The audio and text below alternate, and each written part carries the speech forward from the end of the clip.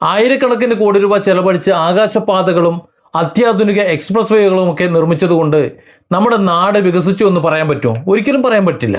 അത്തരം ഹൈവേകളിലൂടെ സഞ്ചരിക്കുന്ന സാധാരണക്കാരായ മനുഷ്യരുടെ ജീവനും സ്വത്തിനും അവരുടെ ജീവിതത്തിനും സംരക്ഷണം നൽകാൻ കഴിയുന്നില്ല എന്നുണ്ടെങ്കിൽ ആ റോഡുകൾ വെറും മരണക്കെണികളായി മാറും എന്ന സത്യമാണ് ഇപ്പോൾ പുറത്തു വരുന്ന ഭയാനകരമായ വാർത്തകൾ നമ്മളെ ഓർമ്മിപ്പിക്കുന്നത്. നോക്ക്, ഓരോ കിലോമീറ്ററും ഭീമമായ പൈസ നമ്മൾ ടോൾ കൊടുക്കുന്നുണ്ട് ആ ഹൈവേകളിൽ. ഒരു 50 കിലോമീറ്ററിന് ഏറ്റവും ചുരുങ്ങിയത് 150 രൂപ കൊടുക്കുന്നുണ്ട്. അതിലേറെ 250 രൂപ വരെ വെറും 50 കിലോമീറ്ററിന് നമ്മൾ ടോൾ കൊടുത്തിട്ടാണ് യാത്ര ചെയ്യുന്നത്. നമ്മുടെ കേരളം വിട്ട് അയൽ സംസ്ഥാനങ്ങളിലേക്ക് രാപ്പകലില്ലാതെ ഉപജീവനത്തിനും പഠനത്തിനും അതുപോലെ മറ്റ് നമ്മുടെ അന്നമൂട്ടാനുമൊക്കെ യാത്ര ചെയ്യുന്ന ആയിരക്കണക്കിന് മലയാളികളുടെ നെഞ്ചിൽ തീകോരിയിടുന്ന സംഭവങ്ങളാണ് ബംഗളൂരു മൈസൂരു എക്സ്പ്രസ് വേയിൽ ഇന്ന് അരങ്ങേറിക്കൊണ്ടിരിക്കുന്നത്. കൊള്ള സംഘങ്ങൾ റോഡുകൾ അഴിഞ്ഞാടുകയാണ്. ഹൈവേകൾ സുരക്ഷിതമാണ് എന്ന് ഉറപ്പുവരുത്തേണ്ട ഭരണകൂടങ്ങളും പോലീസുമൊക്കെ എവിടെ പോയി ഒളിച്ചിരിക്കുകയാണ് എന്ന ഒരു അതിശക്തമായ ചോദ്യമാണെന്ന് ജനം ചോദിച്ചുകൊണ്ടിരിക്കുന്നത്. ഓഗസ്റ്റ് 8 നാടിനെ നടുക്കിയിട്ടുള്ള ആ ദുരന്തം ഉണ്ടാകുന്നത്. കോഴിക്കോട് നിന്ന് ബംഗളൂരിലേക്ക് പോവുകയായിരുന്ന KSRTC semi sleeper deluxe bus Mysore Bengaluru ദേശീയപാതയിലെ ബിഡദി എന്ന സ്ഥലത്ത് വെച്ചിട്ട് അർദ്ധരാത്രിയിൽ നിയന്ത്രണം വിട്ട് മീഡിയനിലേക്ക് ഇടിച്ചു കയറി മറിഞ്ഞു. ബസ്സിന്റെ ഡ്രൈവറും കണ്ടക്ടറും സംഭവ സ്ഥലത്ത് തന്നെ ദാരുണമായി മരണപ്പെട്ടു. ഏതാണ്ട് 20ഓളം യാത്രക്കാർക്ക് ഗുരുതരമായിട്ട് പരിക്കേറ്റു. ചിലർ ഇപ്പോഴും ആശുപത്രിയിൽ നിന്ന് പുറത്തു വന്നിട്ടില്ല. ജീവന് വേണ്ടി അവർ മല്ലിട്ടുകൊണ്ടിരിക്കുകയാണ്.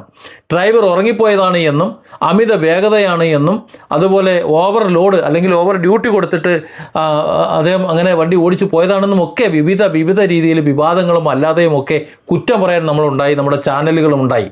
ആ അപകടത്തെ ഒരു സാധാരണ ഒരു അപകടമാക്കി അല്ലെങ്കിൽ ഒരു അലംഭാവമാക്കി മാറ്റി ഒതുക്കി തീർക്കാൻ ചിലർ ശ്രമിക്കുന്നതാണ് പിന്നീട് കാണുന്നത്. എന്നാൽ ആ അപകടത്തിന് പിന്നിൽ അതിക്രൂരമായ ഒരു കൊടും ക്രൂര ഹൈവേ കൊള്ള സംഘത്തിന്റെ അട്ടിമറി ഉണ്ടായിരുന്നു എന്ന ഞെട്ടിക്കുന്ന സംശയം ഇപ്പോൾ ബലപ്പെടുന്നത് ഈ കഴിഞ്ഞ തൊട്ടടുത്ത ദിവസങ്ങൾ നടന്നിട്ടുള്ള മറ്റൊരു സംഭവത്തോടെയാണ്. ബിഡദിയിൽ ആദ്യ അപകടം നടന്ന ആവരകരെ റെയിൽവേ മേൽപ്പാലത്തിന് വെറും 2 കിലോമീറ്റർ മാത്രം അകലെ കാസർഗോട്ടേക്ക് പോകുകയായിരുന്ന മറ്റൊരു KSRTC സൂപ്പർ ഡീലക്സ് ബസ്സിന് നേരെയും അതേ രീതിയിലുള്ള ക്രൂരമായ ആക്രമണം ഉണ്ടായി.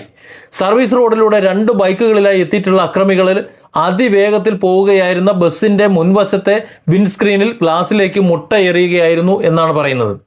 ഹൈവേ കൊള്ളക്കാരുടെ ഏറ്റവും കുപ്രസിദ്ധവും അപകടകരവുമായിട്ടുള്ള തന്ത്രമാണ് ഈ മുട്ടയേറ് എന്ന് പറയുന്നത്.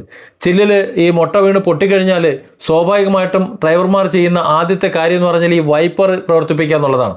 ഈ മുട്ട വീണ് വൈപ്പർ പ്രവർത്തിച്ചു കഴിഞ്ഞാൽ പിന്നെ ഒരു കാരണവശാലും ആ വൈപ്പർ പ്രവർത്തിച്ചാൽ പിന്നെ കാഴ്ച കാണൂല. നമുക്ക് മുന്നിൽ എന്താണ് സംഭവിക്കുന്നത് കാണുകയില്ല. എന്താണ് ഉള്ളൊന്നും നോക്കാതെ ആ വാഹനം റോഡിൽ നിന്ന് നിയന്ത്രണം വിട്ട് മറിയുകയോ അല്ലെങ്കിൽ മീഡിയയിൽ ഇടിക്കുകയോ അങ്ങനെ വലിയ ദുരന്തം ഉണ്ടാവും. വണ്ടി മറിഞ്ഞ് യാത്രക്കാർ ചോരയിൽ കുളിച്ച് കിടക്കുമ്പോൾ രക്ഷാപ്രവർത്തകൻ വ്യാജേന എത്തി അവരുടെ പണം, അവരുടെ സ്വർണം, അവരുടെ മൊബൈൽ ഫോണുകൾ ഒക്കെ കവർച്ച ചെയ്ത് രക്ഷപ്പെടുക എന്നതാണ് ഈ കൊള്ള സംഘത്തിൻ്റെ രീതി എന്ന് പറയുന്നത്. ആലോചിച്ച് നോക്കൂ, നമ്മൾ ഇത്രയും കോടി ചെലവാക്കി ഇത്രയും വലിയ റോഡുണ്ടാക്കി ഇത്രയും സൗകര്യങ്ങൾ ഉണ്ടാക്കുമ്പോൾ ആ ഹൈവേയിലൂടെ സുരക്ഷിതമായി യാത്ര ചെയ്യാൻ കഴിയും അല്ലെങ്കിൽ തങ്ങൾ പുറപ്പെട്ട യാത്ര ലക്ഷ്യസ്ഥാനത്ത് എത്തിച്ചേരുമെന്ന് എന്താണ് ഉറപ്പ്? ഒരു ഉറപ്പുമില്ല. ഭാഗ്യം കൊണ്ട് മാത്രമാണ് രണ്ടാമത്തെ ബസ്സിലെ യാത്രക്കാർ ആ വലിയ ദുരന്തത്തിൽ നിന്ന് തലനാരിഴയ്ക്ക് രക്ഷപ്പെട്ടത്. കാരണം ആ അക്രമം ഉണ്ടായ നിമിഷം, മുട്ട വീണ നിമിഷം തന്നെ യാതൊരു പരിഭ്രാന്തിയും തോന്നാതെ അയാൾ സമചിത്തതയോടെ ആ ഡ്രൈവർ പ്രവർത്തിച്ചു. അതായത് സുരേഷ് എന്ന് പറയുന്ന ആ ജീവനക്കാരൻ വൈപ്പറിട്ടില്ല, ആ മനുഷ്യൻ ഇന്ന് ജീവനോടെയുണ്ട്, ആ വാഹനത്തിൽ സഞ്ചരിച്ചവരും ജീവനോടെയുണ്ട്. കാര്യം അയാൾക്കറിയാം, അയാൾക്ക് സ്ഥലകാല ബോധം ഉണ്ടായിരുന്നത് കൊണ്ട് പെട്ടെന്നുള്ള ആ ഒരു ചിന്തയെ, ആ വൈകാരികതയെ മറികടന്നുകൊണ്ട് വൈപ്പറിടാതെ അയാൾ ആ പ്രതിസന്ധിയെ മറികടന്നു. അതാണ് സംഭവിച്ചത്. കാഴ്ച പൂർണ്ണമായിട്ട് മറഞ്ഞിട്ടും ബസ് നിർത്താതെ, കാര്യം വൈപ്പർ ഇടാത്തതുകൊണ്ടൊരു അറ്റവും മൂലയൊക്കെ കുറച്ച് കാണാൻ പറ്റും. ഏതാണ്ട് ഒരു 1.5 കിലോമീറ്ററോളം മുന്നോട്ട് പോയി ആളനക്കവും വെളിച്ചവുമുള്ള ഒരു സുരക്ഷിത സ്ഥാനത്തെത്തി വണ്ടി അവിടെ നിർത്തി യാത്രക്കാരും ജീവനക്കാരുമൊക്കെ പുറത്തിറങ്ങി ബഹളം വെച്ചപ്പോൾ പിന്തുടർന്നെത്തിയിട്ടുള്ള ബൈക്കിലെ കൊള്ളക്കാർ തിരികെ പോവുകയും ചെയ്തു. അതായത് ഈ വാഹനം അപകടത്തിൽപ്പെടുന്നത് വലിയ ബസ് മാത്രമല്ല. നമുക്കറിയാം, ഈ അടുത്ത കാലത്ത് കേരളത്തിൽ നിന്ന് പുറപ്പെടുന്ന കാറുകൾ, ടൂറിസ്റ്റുകൾ പോകുന്ന കാറുകളൊക്കെ ലോറി ഇടിച്ച് അപകടത്തിൽപ്പെടുന്ന വാർത്തകൾ വല്ലാതെ ഉണ്ട്. അതായത് നമ്മുടെ ഈ കേരളം വിട്ട് കഴിഞ്ഞാൽ സുരക്ഷിതമായി യാത്ര ചെയ്യാൻ പറ്റുന്നില്ല. നമ്മൾ ഈ രാജ്യം എത്ര തന്നെ വികസിച്ചു, എത്ര തന്നെ ഡെവലപ്പായി എന്നൊക്കെ പറയുന്നെങ്കിലും ഒരു മനുഷ്യന് സ്വതന്ത്രമായി സ്വസ്ഥതയോടെ സമാധാനത്തോടെ വാഹനം ഓടിച്ച് പൊതുനിരത്തിലൂടെ പോകാൻ കഴിയുന്നില്ലെങ്കിൽ മറ്റ് എന്ത് സമാധാനം വന്നു? ലോകത്തിൻ്റെ നെറുകയിൽ നമ്മൾ എവിടെ എത്തി എന്ന് പറഞ്ഞിട്ട് എന്താ കാര്യം? ഏതായാലും ഈ സംഭവം പുറത്തു വന്നതോടെ ബിഡദിയിൽ മുമ്പ് പറഞ്ഞിട്ടുള്ള ബസ്സും ഇതേ കൊള്ളക്കാരുടെ ആക്രമണത്തിന് ഇരയായതാണോ എന്ന ഒരു ഭയപ്പെടുത്തുന്ന സംശയമുണ്ടായി. അന്ന് ആ ബസ്സിലുണ്ടായിരുന്ന ഡ്രൈവറും കണ്ടക്ടറും ഒക്കെ മരണപ്പെട്ടു പോയതുകൊണ്ട് എന്താണ് സംഭവിച്ചതെന്ന് പുറം ലോകത്ത് പറയാൻ അവരില്ലല്ലോ. അതുകൊണ്ട് ഊഹമാണ് പിന്നെ ബാക്കിയുള്ള കാര്യങ്ങളെല്ലാം. ആ ബസ്സിന് നേരെയും ഒരുപക്ഷെ മുട്ടയേറ് നടന്നിട്ടുണ്ടാകാം. കാഴ്ച മറിഞ്ഞ ഡ്രൈവർക്ക് നിയന്ത്രണം നഷ്ടപ്പെട്ട് മീഡിയനിൽ ഇടിച്ചു മറിഞ്ഞതുമാകാം.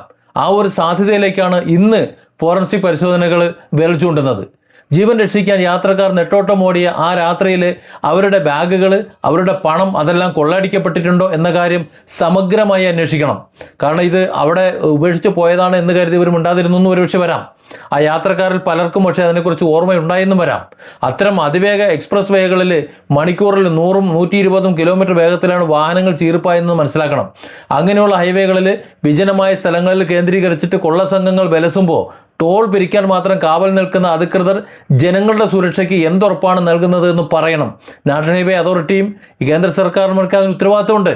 ഉയർന്ന വേഗതയിലോടുന്ന ഒരു വോൾവോ ബസ്സോ അല്ലെങ്കിൽ കുടുംബവുമായിട്ട് പോകുന്ന ഒരു സാധാരണക്കാരൻ്റെ കാറോ ഇതുപോലെ കെണിയിൽപ്പെട്ടാൽ സംഭവിക്കുന്നത് ചിന്തിക്കാൻ പോലും കഴിയാത്തത്ര വലിയ ദുരന്തമായിരിക്കും. എന്നിട്ടും ഹൈവേകളിൽ ഒരു പോലീസ് പട്രോളിങ്ങോ അല്ലെങ്കിൽ CCTV നിരീക്ഷണങ്ങളോ ഏർപ്പെടുത്താൻ വേണ്ടി അധികാരികൾ തയ്യാറാകുന്നില്ല എന്നതാണ് ഒരു അനാസ്ഥ എന്ന് പറയുന്നത്. ഒന്ന് ആലോചിക്കണം, അത് എന്തൊരു ദുരവസ്ഥയാണ് എന്ന്.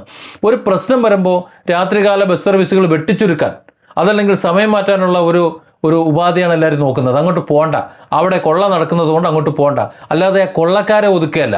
കൊള്ളക്കാരെ ഒതുക്കാതെ അങ്ങോട്ട് പോകണ്ട എന്നുള്ളൊരു എളുപ്പ വഴിയല്ല ഭരണകൂടം തേടേണ്ടത്. സാധാരണക്കാരായ യാത്രക്കാരുടെ സുരക്ഷിതമായ യാത്ര ഉറപ്പുവരുത്തുകയാണ് വേണ്ടത്. കാരണം അവർക്ക് എപ്പോഴാണ് പോകേണ്ടത് എന്ന് പറയാൻ പറ്റും. അവർക്ക് പോകേണ്ടത് അത്യാവശ്യമാണെങ്കിൽ പോകണ്ടേ.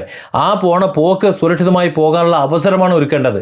കർണാടക പോലീസും കേരള പോലീസും എല്ലാം ഒത്തുചേർന്ന് ഈ കൊള്ളസംഘങ്ങളെ വേരോടെ പിഴുതെറിയാൻ കടുത്ത നടപടികൾ സ്വീകരിക്കണം. പ്രത്യേകിച്ച് കർണാടക പോലീസ്. കേരളത്തിൻ്റെ ഹൈവേകളിൽ ഇത്തരത്തിലുള്ള മൊട്ടയേർ ഇതുവരെ ശ്രദ്ധയിൽപ്പെട്ടിട്ടില്ല. എക്സ്പ്രസ് വേകളിലെ ഓരോ കിലോമീറ്ററിലും സുരക്ഷാ പട്രോളിംഗ് സത്യത്തിൽ കർശനമാക്കണം. ക്യാമറകൾ വേണം. രാത്രികാലങ്ങളിൽ സഞ്ചരിക്കുന്ന യാത്ര ചെയ്യുന്ന ഡ്രൈവർമാരും പൊതുജനങ്ങളുമെല്ലാം ജാഗ്രതയോടെ സഞ്ചരിക്കാൻ വേണം. ഇനി അഥവാ അവിടുന്ന് ഇവിടുന്ന് ഒരു കോഴിമുട്ട വന്ന് വീണ് കഴിഞ്ഞാൽ വൈപ്പർ ഇടാതെ സുരക്ഷിതമായി വാഹനം ഓടിക്കാൻ ശ്രദ്ധിക്കണം. വെളിച്ചവും അതുപോലെ ആളും അനക്കവുമുള്ള സ്ഥലത്ത് നിർത്തിയിട്ട് വേണം നമ്മളത് വൃത്തിയാക്കാനും ഇറങ്ങാനുമൊക്കെ. ഹൈവേകൾ പണിയെടുക്കുന്നത് ജനങ്ങൾക്ക് വേഗത്തിൽ സുരക്ഷിതമായി സഞ്ചരിക്കാൻ വേണ്ടിയിട്ടാണ്. അവരുടെ സമയം എളുപ്പത്തിലാക്കാൻ വേണ്ടിയിട്ടാണ്. അതിനാണ് ഈ ടോൾ കൊടുത്ത് യാത്ര ചെയ്യുന്നത്. അതല്ലാതെ കൊള്ളക്കാരുടെ കയ്യിൽപ്പെട്ട് അവരുടെ ജീവിതം നശിപ്പിക്കാൻ വേണ്ടിയിട്ടല്ല. ഈ ഭരണാധികാരികൾ അത് തിരിച്ചറിയേണ്ട കാലം അതിക്രമിച്ചിരിക്കുകയാണ്. പ്രത്യേകിച്ച് ഉത്തരേന്ത്യൻ യാത്രകളെന്ന് പറയുന്നത് വളരെ വളരെ ഭീകരമായ യാത്രകളായിരിക്കുകയാണ് ഇപ്പോൾ. Different angles. Don't forget to subscribe and support this channel.